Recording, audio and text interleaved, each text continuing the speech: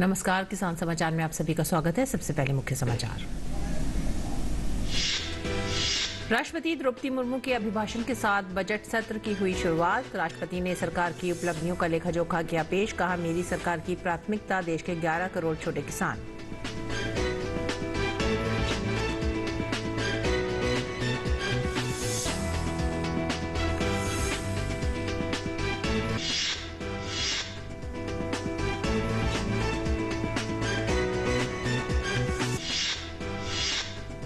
केंद्रीय कृषि मंत्री नरेंद्र सिंह तोमर ने मिलेट्स को बताया भारत के भविष्य का आहार। एक निजी समाचार पत्र में लिखे आलेख में कहा, किसानों कृषि विज्ञानियों के प्रयासों से देश अनाज उत्पादन में सरप्लस की स्थिति में, मिलेट्स के उत्पादन में बढ़ोतरी हमारा लक्ष्य।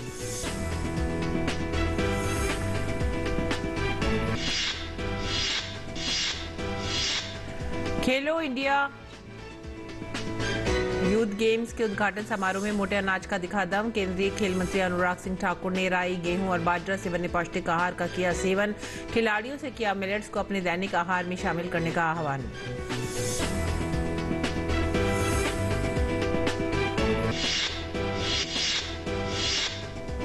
राजस्थान में पिछले 2 दिनों में बारिश और ओलावृष्टि से कई जिलों में फसलों को भारी नुकसान। विपक्ष ने राज्य सरकार से की मांग, निश्चित समय अवधि में गिरदावरी पूर्ण कराकर किसानों को जल्द मिले मुआवजा।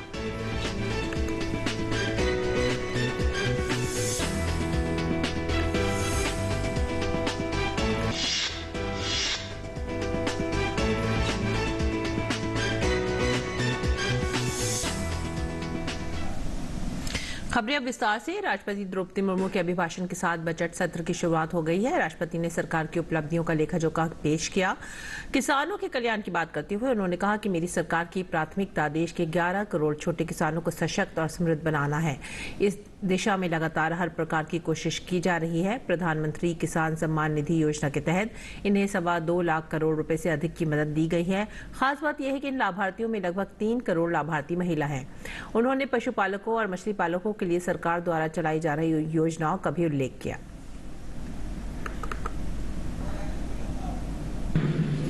मेरी सरकार की प्राथमिकता में देश के 11 करोड़ छोटे किसान भी है।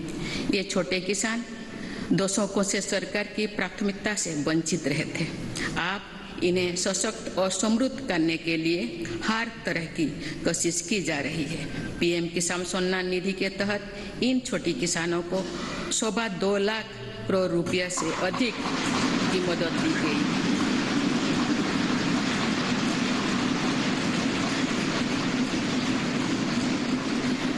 खास बात यह है कि इन लाभार्थियों में लगभग 3 करोड़ लाभार्थी महिलाएं हैं।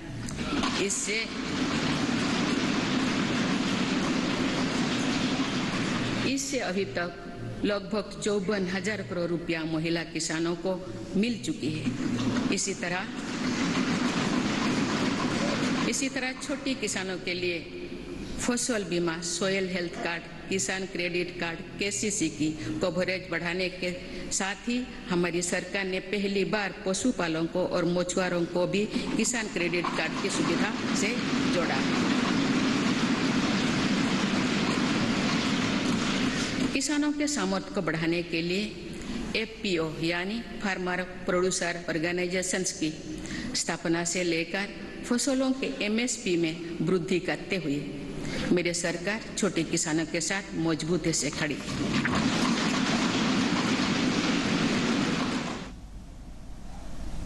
फरवरी आते ही बजट की सुगबुगाहट शुरू हो जाती है। इस बार ग्रामीण अर्थव्यवस्था में विकास और रोजगार को गति देने के लिए वित्त मंत्री कुछ खास कदम उठा सकती हैं। देखना होगा कि किसान सम्मान निधि, मनरेगा योजना, नल से जल योजना, पीएम ग्राम सड़क योजना, पीएम आवास योजना के लिए वित्त मंत्री अगले साल कितना खर्च करेंगी। देखते हैं ये रिपोर्ट। सरकार का फोकस ग्रामीण विकास पर हो सकता है। खासतौर पर ग्रामीण विकास सरकार की प्राथमिकता में इसलिए शामिल होगा क्योंकि एक बड़ी जनता गांव में निवास करती है और ग्रामीण इलाकों में जारी योजनाओं पर सरकार खर्च बढ़ा सकती है। सरकार ने वित्त वर्ष 2022-23 में ग्रामीण विकास के लिए 1.36 लाख करोड़ रुपए का आवंटन किया था। इस बजट में ये आंकड़ा और ज्यादा बढ़ सकता है। ये उम्मीद की जा रही है कि ये 1.6 लाख करोड़ रुपए तक जा सकता है। दरअसल ग्रामीण अर्थव्यवस्था में कोरोना के बाद सुस्ती आई, उससे निपटने के लिए इस बजट में सरकार पर ग्रामीण इलाकों में रोजगार के नए अवसर पैदा करने की जिम्मेदारी भी है। इसी के तहत जो मनरेगा के लिए आवंटन है उस पर सभी की निगाहें होंगी। हाउसिंग स्कीम को लेकर के कितना आवंटन किया जाएगा इस पर सभी लोग देखना चाहेंगे। खास तौर पर जो ग्रामीण इलाकों में विकास की परियोजनाएं हैं उसको लेकर के ये बजट कितना गंभीर होगा, वहां पर जो मांग बढ़े इसको लेकर के जो बजट है क्या कुछ कर सकता है, इस पर फोकस रहेगा। और सभी लोग ये देखना चाहेंगे कि भारत की एक बड़ी जनता जो गाँव में रहती है उनका माइग्रेशन भी कैसे रुके, कैसे उनको बुनियादी सुविधाएं गाँव में ही पहुंच पाए, पलायन रुके, और साथ ही साथ जो बुनियादी ढांचा गांव में है अगर उसको और ज्यादा बेहतर बनाया जाए और ज्यादा सशक्त बनाया जाए तो कैसे वहां की अर्थव्यवस्था पटरी पर आ सकती है। द इकोनॉमिक टाइम्स के सीनियर एडिटर दीपशिखा सिकरवार ने इस पर अपनी प्रतिक्रिया दी। फर्टिलाइजर और क्रूड प्राइसेस को देखें तो हमने देखा था पिछले साल जब यूक्रेन और रशिया का जो लड़ाई था उसकी वजह से सारे कमोडिटीज के जो दाम थे वो इंटरनेशनली बहुत बढ़ने लगे थे और उसका असर हमारे यहाँ पर भी पड़ा। तो सरकार को टैक्स काटना पड़ा, एक्साइज ड्यूटी काटना पड़ा क्रूड पेट्रोलियम और पदार्थों के ऊपर, ताकि आम आदमी को थोड़ा सा राहत दी जा सके। उसके अलावा फर्टिलाइजर की कीमतें बहुत बढ़ गई थी, तो और सरकार जो है कृषि क्षेत्र को बहुत सपोर्ट करना चाह रही है, तो उसकी वजह से फर्टिलाइजर के लिए सब्सिडी में बढ़ोतरी हुई। उसके दाम जो बढ़े हुए थे फर्टिलाइजर की कीमतों के, वो उसी रियायती दर पर किसानों को उपलब्ध रहे। हालांकि फर्टिलाइजर की जो कीमतें हैं अंतर्राष्ट्रीय लेवल पर उनमें थोड़ा सा मतलब वो कम हुए हैं, और पर अभी लड़ाई खत्म नहीं हुई, तो एक अनसर्टेनिटी जो है वो जारी है। आने वाले वित्त वर्ष में ऐसी उम्मीद की जा रही है कि फर्टिलाइजर क्षेत्र के लिए सरकार की तरफ से कुछ और नए इनिशिएटिव्स लाए जाएंगे, ताकि हमारा जो लोकल देश में जो प्रोडक्शन है फर्टिलाइजर का उसको बढ़ाया जा सके, हमारी आयात पर निर्भरता कम हो। तो इसके तहत बहुत सारी इनिशिएटिव्स आने की बात है। दूसरा, आपने जो खाद्य फ्री फूड स्कीम की बात की, तो फ्री फूड स्कीम ये कोविड महामारी के दौरान आई थी। ये जो हम नेशनल फूड सिक्योरिटी एक्ट है उसके तहत जो लोगों को दिया जाता था खाद्य, उसके ऊपर आया था। तो अब सरकार ने क्या किया है, वो स्कीम को बढ़ाते रहे, लेकिन वो दिसंबर में स्कीम खत्म हो गई। लेकिन अब सरकार ने 1 साल के लिए जो राष्ट्रीय खाद्य सुरक्षा एक्ट है उसके तहत ही उसमें थोड़ा बहुत ही मामूली से पैसे देने पड़ते थे खाद्य पदार्थों के लिए, उसको पूरी तरह से फ्री कर दिया है। तो लोगों को सपोर्ट किया जा रहा है, जो उस बीपीएल के नीचे, मतलब जो गरीब हैं उनको ऐसा नहीं है कि फ्री फूड नहीं मिलेगा, लेकिन उसके साथ साथ सब्सिडी का जो बर्डन है, जो सरकार पिछले 2 साल कोविड के, वो डबल बर्डन जो आ रहा था वो थोड़ा सा कम होगा। और किसानों की बजट से इस बार क्या उम्मीदें हैं, देखते हैं। किसानों को तो काफी उम्मीदें हैं, क्योंकि कृषि में लागत इतनी बढ़ गई है कि उसकी लागत वसूल नहीं हो रही है। तो इसलिए हम चाहते हैं कि कृषि बजट में कुल बजट का 50% इसमें प्रावधान करें, ताकि एमएसपी की गारंटी भी मिल सके, उसको उचित कीमत भी मिल सके। जो आज डीजल और रासायनिक खाद की महंगाई है उसकी भी क्षतिपूर्ति हो सके। हम चाहते हैं कि जो कृषि बजट है उसको बढ़ाया जाए, और 1970 के दशक से आज तक सोने का, सरकारी कर्मचारी का और अनाज का जो मूल्य वृद्धि हुआ है, तो सरकारी कर्मचारी का 200 से 250 गुना, सोने का 200 से 250 गुना, और किसान के अनाज का जो मूल्य वृद्धि हुआ है वह 19 गुना हुआ है। तो हम चाहते हैं कि अनाज का जो मूल्य है कम से कम 50 गुना हो, जिससे कि आज के महंगाई के समय में उसका लागत वसूल हो जाए। उसके अलावा फूड प्रोसेसिंग यंत्र, आज किसान टमाटर 1 रुपए किलो में बेचने के लिए मजबूर है। यदि उसमें मिनिमम 10 रुपए की लागत लगती है प्रति किलो, तो कम से कम किसान को 10 रुपया सुनिश्चित करे MSP तय करके, और उसके लिए फूड प्रोसेसिंग संयंत्र लगाए। और साथ में 60 वर्ष खेती करने के बाद किसान असहाय महसूस करता है, उसके लिए किसान पेंशन योजना प्रति माह कम से कम 5,000 तय किया जाए। आगे बढ़ेंगे अगली खबर की तरफ। केंद्रीय कृषि मंत्री नरेंद्र सिंह तोमर ने एक निजी समाचार पत्र में लिखे आलेख में मिलेट्स को भारत के भविष्य का आहार बताया है। उन्होंने कहा कि इसमें कोई संशय नहीं है कि विगत 8.5 वर्षों में हमने प्रधानमंत्री नरेंद्र मोदी जी के कुशल नेतृत्व में भारत सरकार किसानों एवं कृषि विज्ञानियों के प्रभावी प्रयासों के बल पर अनाज उत्पादन में सरप्लस की स्थिति हासिल की है। आज हमारे अनाज भंडार भरे पड़े हैं। इस बीच हमने अपनी दूसरे आहार संबंधी चुनौतियों पर भी विजय प्राप्ति की दिशा में कार्य आरंभ कर दिया है।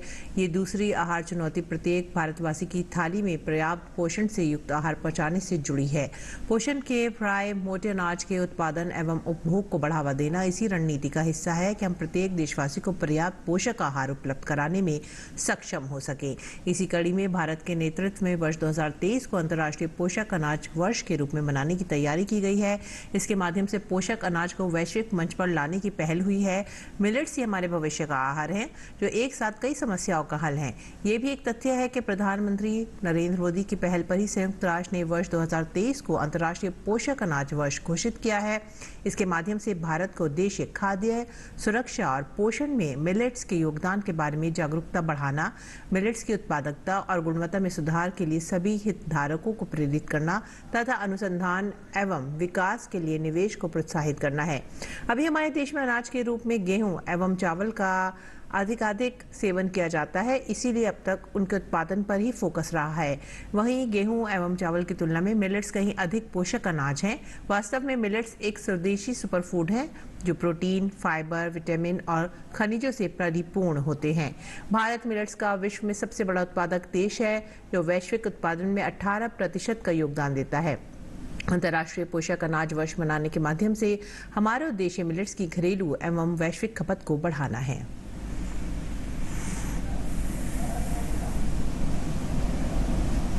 खेलो इंडिया यूथ गेम्स की आज से शुरुआत हो गई है। केंद्रीय खेल मंत्री अनुराग सिंह ठाकुर ने खेलो इंडिया यूथ गेम्स के उद्घाटन समारोह से पहले राई, गेहूं, बाजरा से बने पौष्टिक आहार का सेवन किया और मिलेट्स को प्रमोट किया। उन्होंने कहा कि इससे न केवल हमारे स्वास्थ्य को लाभ होगा बल्कि हमारे किसानों को भी फायदा मिलेगा।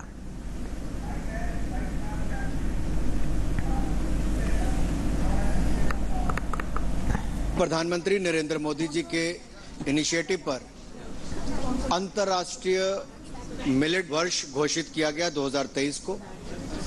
और मिलेट का अगर आपने भोजन देखा होगा, यहाँ पर हमारे ओलंपियंस हों, हमारे बाकी खिलाड़ी हों, माननीय मुख्यमंत्री जी हों, सबने न केवल उसको टेस्ट किया बल्कि उसको प्रमोट करने के लिए, क्योंकि जो हमारे छोटे किसान हैं वो बाजरा, रागी ये सब को पैदावार करने का काम भी करते हैं।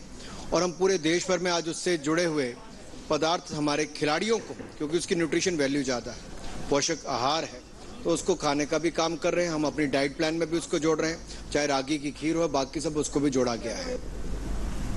हिमाचल प्रदेश में किसानों को देर से बर्फबारी होने से सेब की फसल में काफी नुकसान हो रहा है। किसान इससे बहुत निराश हैं। किसानों का कहना है कि जितनी नमी मिलनी चाहिए वो नहीं मिल पा रही है, जिसकी वजह से फसल बहुत खराब हो सकती है।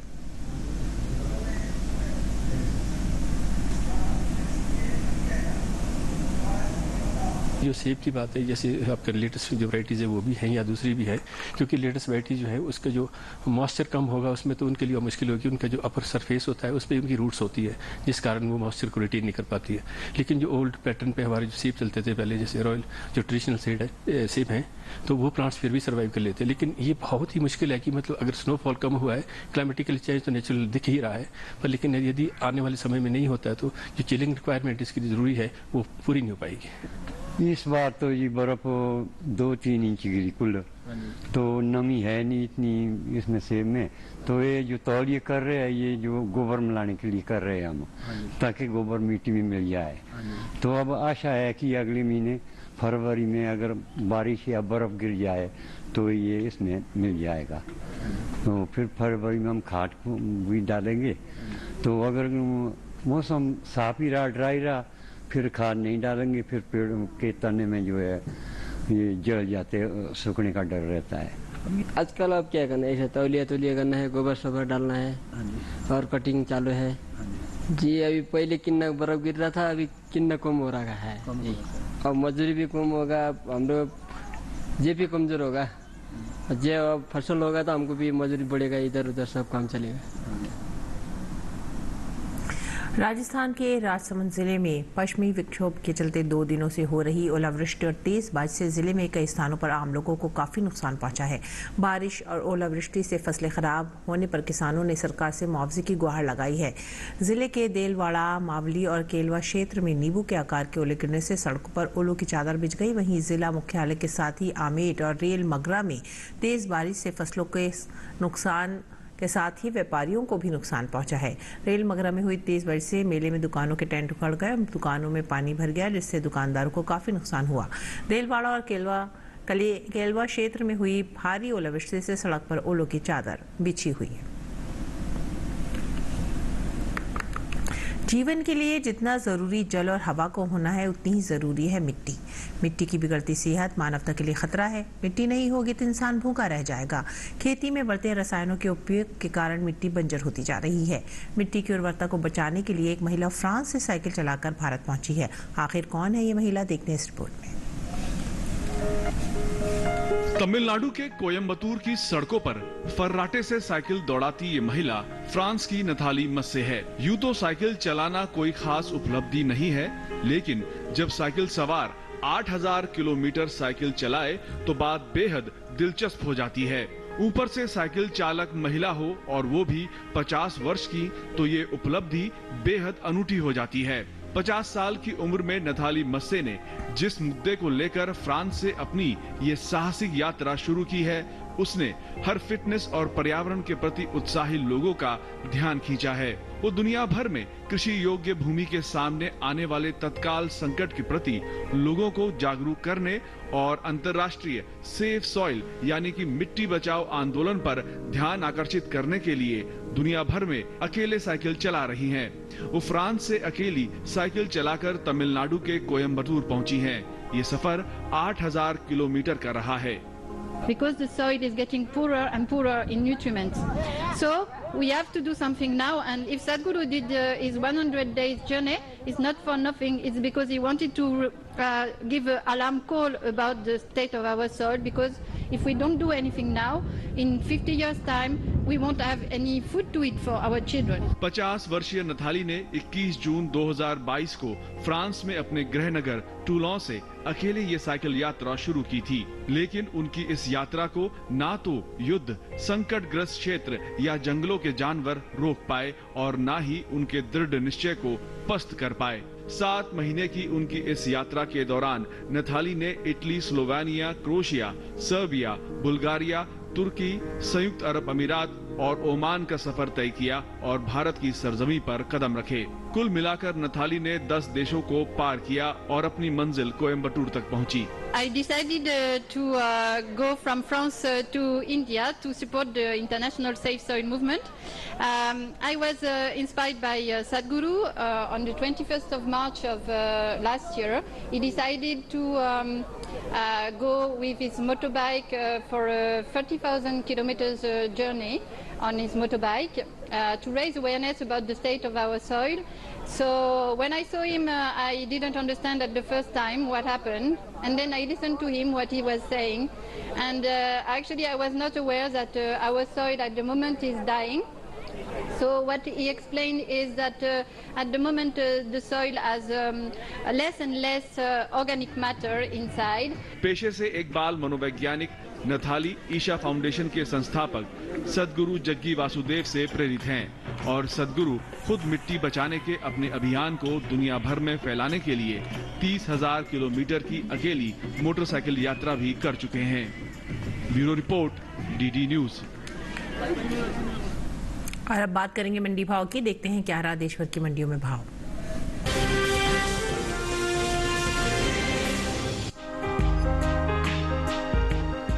सप्ताह के पहले दिन सोमवार को धनिये के सौदों में उठापटक के साथ कारोबार हुआ। राजकोट और चौबेपुर मंडी में धनिये के सौदे मजबूती के साथ हुए, जबकि हलवद और मांगरोल मंडी में इस दौरान धनिये के भाव में नरमी देखने को मिली। फिलहाल इन दिनों कृषि उपज मंडियों में धनिये की आवक सामान्य बनी हुई है। एगमार्कनेट के अनुसार गुजरात की हलवद मंडी में 28 जनवरी को धनिये का भाव रहा 6,375 रुपए। 30 जनवरी को इसके भाव में 875 रुपए की भारी गिरावट दर्ज की गई और भाव 5,500 रुपए पर आ गया। इसी तरह राज्य की मांगरोल मंडी में धनिये के सौदों में नरमी के साथ कारोबार हुआ। यहाँ 28 जनवरी को धनिये का भाव था 6,800 रुपए। 30 जनवरी को इसके सौदे 250 रुपए लुढ़क कर 6,550 रुपए पर हुए, जबकि राजकोट मंडी में 28 जनवरी को धनिये का भाव रहा 6,500 रुपए। 30 जनवरी को इसके सौदों में 125 रुपए का उछाल आया और भाव जा पहुंचा 6,625 रुपए पर।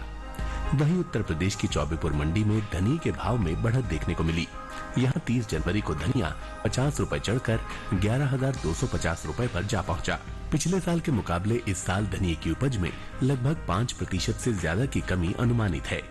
कृषि मंत्रालय के बागवानी फसलों के लिए दूसरे अग्रिम अनुमान के मुताबिक साल 2021-22 में 8,01,000 टन धनिये की पैदावार होने का अनुमान है, जो बीते साल की समान अवधि के दौरान 8,91,000 टन थी। यानी इस साल घरेलू स्तर पर धनिये की उपज 90,000 टन कम हो सकती है। बता दें कि देश से होने वाले धनिये के निर्यात में इस साल कमी देखने को मिली है। साल 2021-22 के दौरान धनिये का निर्यात 10% घटा है। भारतीय मसाला बोर्ड के मुताबिक वित्त वर्ष 2021-22 के दौरान धनिये का निर्यात 48,658 टन का हुआ है, जबकि बीते साल इस दौरान धनिये का निर्यात 57,359 टन का रहा था। यानी बीते साल के मुकाबले इस साल धनिये का निर्यात 8,701 टन घटा है।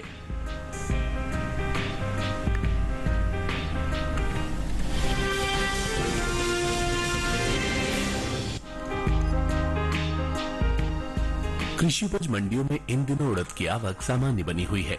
सप्ताह के पहले दिन सोमवार को उड़द के सौदों में मिला जुला रुख रहा। 30 जनवरी को राजकोट और आगरा मंडी में उड़द के सौदे मजबूती के साथ हुए। वहीं दाहोद मंडी में भाव नरम रहे, जबकि मुंबई और लखनऊ मंडी में उड़द के भाव में कोई बदलाव देखने को नहीं मिला। हाजिर भाव पर नजर डालें तो एगमार्कनेट के मुताबिक गुजरात की दाहोद मंडी में 28 जनवरी को उड़द का भाव रहा 6,800 रुपए। 30 जनवरी को इसके भाव में 300 रुपए की भारी गिरावट देखने को मिली और भाव 6,500 रुपए पर आ गया। राज्य के ही राजकोट मंडी में इस दौरान उड़द के सौदों में मजबूती के साथ कारोबार हुआ। यहाँ 28 जनवरी को उड़द का भाव था 6,750 रुपए। 30 जनवरी को इसके सौदे 450 रुपए उछलकर 7,200 रुपए पर हुए। महाराष्ट्र की मुंबई मंडी में बीते 2 दिनों के दौरान उड़द के भाव स्थिर रहे। यहाँ 28 और 30 जनवरी को उड़द 9,000 रुपए पर बिकी। उत्तर प्रदेश की लखनऊ मंडी में 28 जनवरी को उड़द का भाव था 7,350 रुपए। 30 जनवरी को इसके सौदों में कोई बदलाव नहीं हुआ और भाव 7,350 रुपए पर बरकरार रहा। हालांकि आगरा मंडी में इस दौरान उड़द के भाव में नरमी देखने को मिली। यहाँ 28 जनवरी को उड़द का भाव रहा 7,550 रुपए। 30 जनवरी को इसके सौदे 10 रुपए चढ़कर 7,560 रुपए पर हुए। वहीं नजर उड़द की बुआई पर डाले तो चालू रबी सीजन के दौरान उड़द की बुआई पीछे चल रही है। कृषि मंत्रालय की ओर से जारी ताज़ा आंकड़ों के अनुसार रबी उड़द का रकबा बीते साल के मुकाबले 35,000 हेक्टेयर पीछे है।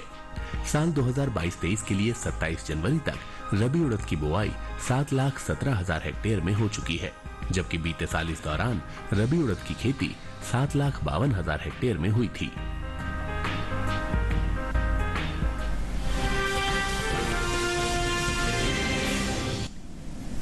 और आइए अब देखते हैं कुछ और खबरें खास खबर में। संसद में राष्ट्रपति द्रौपदी मुर्मू के अभिभाषण के साथ ही बजट सत्र की शुरुआत हो गई है। राष्ट्रपति ने कहा कि सरकार के लगभग 9 वर्षों में आज हर भारतीय का आत्मविश्वास शीर्ष पर है और दुनिया का भारत को देखने का नजरिया बदला है। संसद के बजट सत्र की शुरुआत से पहले प्रधानमंत्री नरेंद्र मोदी ने आज संसद भवन परिसर में मीडिया को संबोधित किया। प्रधानमंत्री ने कहा कि वर्तमान वैश्विक परिस्थिति में भारत के बजट की तरफ न सिर्फ देश का बल्कि पूरे विश्व का ध्यान है। इसके साथ ही प्रधानमंत्री ने विपक्ष से सदन के सुचारू संचालन में सहयोग की अपील की। उन्होंने कहा कि तकरार के साथ तकरीर भी जरूरी है। राष्ट्रीय सुरक्षा सलाहकार अजीत डोभाल अमेरिका के दौरे पर हैं। अजीत डोभाल ने मंगलवार को यूएस के ज्वाइंट चीफ ऑफ स्टाफ के चेयरमैन जनरल मार्क मिलेस से मुलाकात की। इस दौरान भारत अमेरिका द्विपक्षीय सहयोग के विभिन्न पहलुओं पर एक उपयोगी चर्चा की गई। नागालैंड में विधानसभा चुनाव के लिए मंगलवार से नामांकन दाखिल करने की प्रक्रिया शुरू हो गई है। राज्य में मतदान 27 फरवरी को होगा, मतगणना 2 मार्च को होगी। देश भर में पिछले 24 घंटों में कोरोना के 66 नए मामले दर्ज किए गए हैं। वहीं पिछले 24 घंटों में 158 मरीज उपचार करवाकर स्वस्थ हुए हैं, जिसके बाद देश में रिकवरी रेट 98.81% हो गया है। देश में कोरोना के सक्रिय मामलों की संख्या 1755 है। कोविड महामारी के खिलाफ सबसे प्रभावी हथियार के रूप में शुरू किए गए टीकाकरण अभियान के तहत देश में अब तक 220.48 करोड़ से अधिक टीकों की खुराक दी जा चुकी है। पिछले 24 घंटे में 2,42,000 से अधिक कोविड टीके लगाए गए। आकाशवाणी ने प्रधानमंत्री नरेंद्र मोदी के मन की बात कार्यक्रम की 100वीं कड़ी के लोगो डिजाइन करने के लिए आवेदन आमंत्रित किए हैं, जिसके लिए प्रतिभागी 1 फरवरी तक अपनी प्रविष्टियां जमा करा सकते हैं। विजेता को 1 लाख रुपए का नकद पुरस्कार दिया जाएगा। और आइए एक बार फिर से नजर डालते हैं इस समय के मुख्य समाचार पर। राष्ट्रपति द्रौपदी मुर्मू के अभिभाषण के साथ बजट सत्र की हुई शुरुआत। राष्ट्रपति ने सरकार की उपलब्धियों का लेखा-जोखा किया पेश। कहा, मेरी सरकार की प्राथमिकता देश के 11 करोड़ छोटे किसान।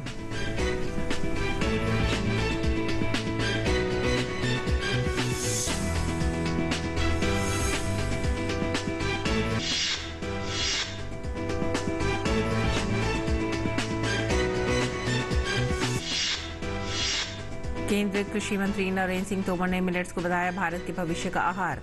एक निजी समाचार पत्र में लिखे आलेख में कहा, किसानों कृषि वैज्ञानिकों के प्रयासों से देश अनाज उत्पादन में सरप्लस की स्थिति में, मिलेट्स के उत्पादन में बढ़ोतरी हमारा लक्ष्य।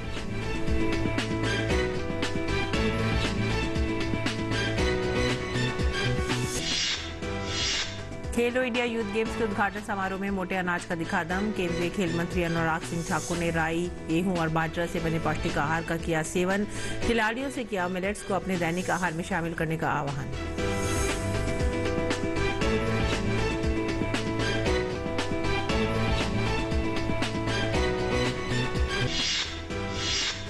राजस्थान में पिछले 2 दिनों में बारिश और ओलावृष्टि से कई जिलों में फसलों को भारी नुकसान। विपक्ष ने राज्य सरकार से की मांग, निश्चित समय अवधि में गिरदावरी पूर्ण कराकर किसानों को जल्द मिले मुआवजा।